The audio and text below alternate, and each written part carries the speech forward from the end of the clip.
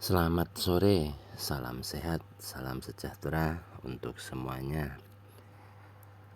Secara pribadi, untuk mapping area yang akan dituju ataupun kemana, saya mencari yang lebih mudahnya saja. Apabila ingin mencari B, maka yang saya mapping area bawah.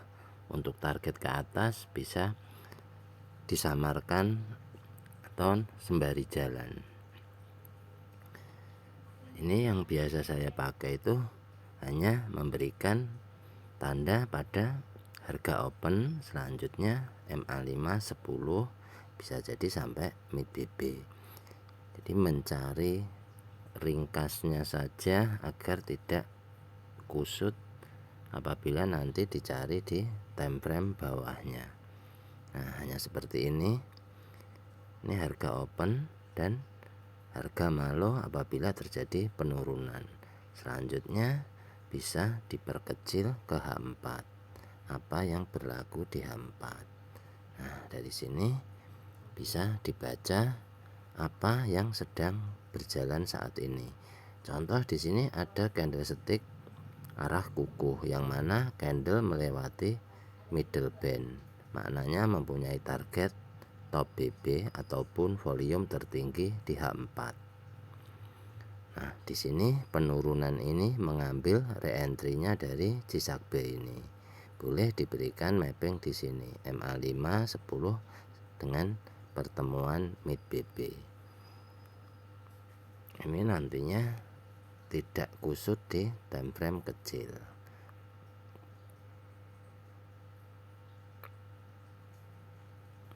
Nah, apabila udah di mapping dari H4 sampai daily sudah ada ya. Ini punya daily yang abu-abu. Selanjutnya ini punya H4, baru pindah ke H1.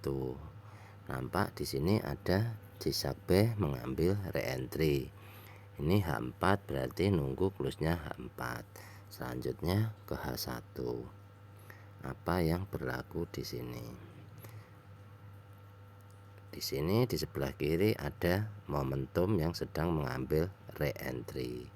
Apabila mau follow momentum, maka candle yang pertama kali melepasi top BB itu yang di follow, jangan yang kedua atau yang ketiga. Takutnya apabila di entry di atas akan terbawa floating.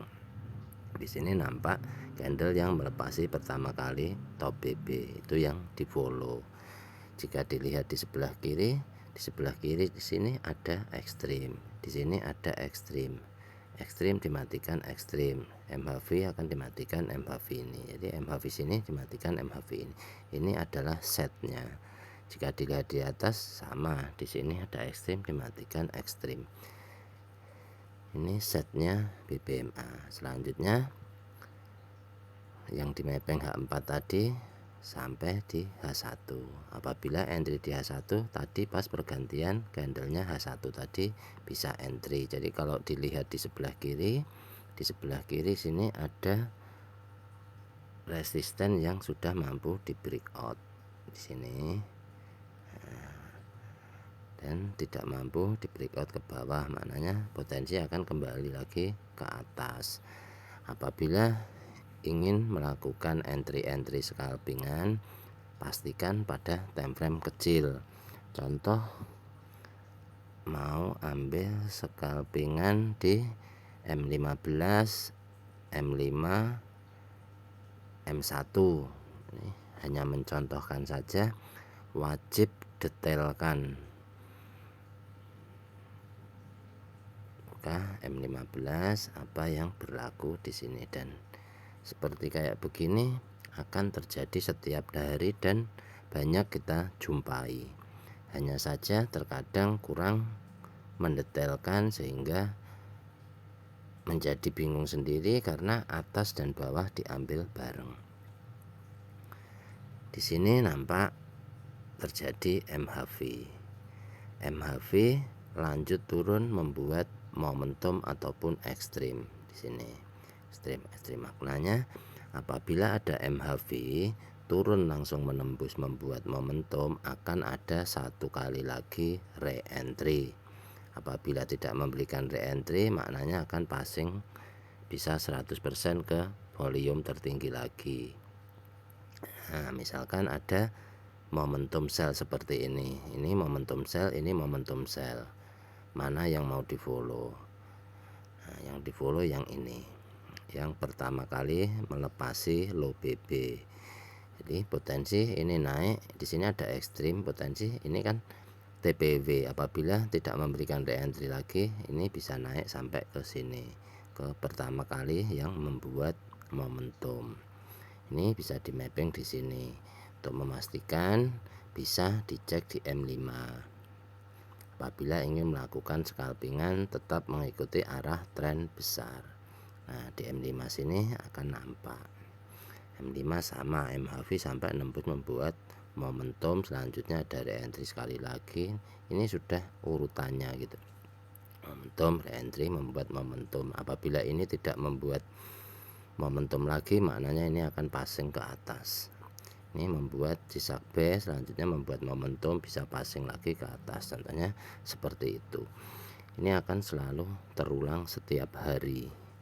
Apabila ingin cek di M1, pastinya di M1 sudah terjadi momentum karena di situ sudah membuat candlestick arah kuku. Nah, di sini mampu membuat momentum. Jadi jika ingin nambah layer bisa nambah di pertemuan MA5 10 mid BB seperti ini untuk entry scalpingan. Jadi tidak perlu buru-buru entry dan tanpa mapping yang jelas. Mapping dulu kiranya bisa di entry di M berapa, apa yang sudah berlaku, seperti itu. Entry tidak perlu buru-buru, pastikan memberikan mapping secukupnya. Apabila mencari B, cukup mapping yang bawah. Contoh kayak ini, harga open mau dibawa pindah time frame ke berapa aja tetap akan nampak. Ini di sini ada ekstrim, TPW, MHV, zigzag, selanjutnya akan ada reentry, momentum. Maka semua time frame akan berlaku seperti itu. Strukturnya BBMA akan berlaku di semua time frame. Apabila di time frame kecil akan berlaku pengulangan. Nah, contoh ini yang di mapping kuning tadi adalah punyanya H4. Entry dengan santai, tidak perlu terburu-buru. Apabila di sini terjadi ekstrim, maknanya akan sampai ke TPW. Sudah menjadi strukturnya BBMA. Apabila sudah tidak lagi mampu membuat momentum, maknanya akan ada pembalikan. Didetailkan satu persatu, mau entry seperti apa, entry H1, entry di H4, wajib detailkan di mana entrynya. Apabila entry di bawah H1, maknanya scalpingan. Jadi bisa ambil secukupnya. Contoh 10 pip, 20 pip ditutup itu boleh karena itu scalpingan. Menurut saya untuk konfirmasi itu mengikuti jam close-nya candle, misalkan H4 atau H1, maka disitulah entry-nya. Misal di H1 entry-nya tadi pas pergantian candle ini tadi. Hanya contoh saja, mudah-mudahan ini membantu dan teman-teman rekan-rekan bisa menyesuaikan mana untuk jarak jauh, mana untuk scalpingan. Kira-kira seperti itu. Terima kasih.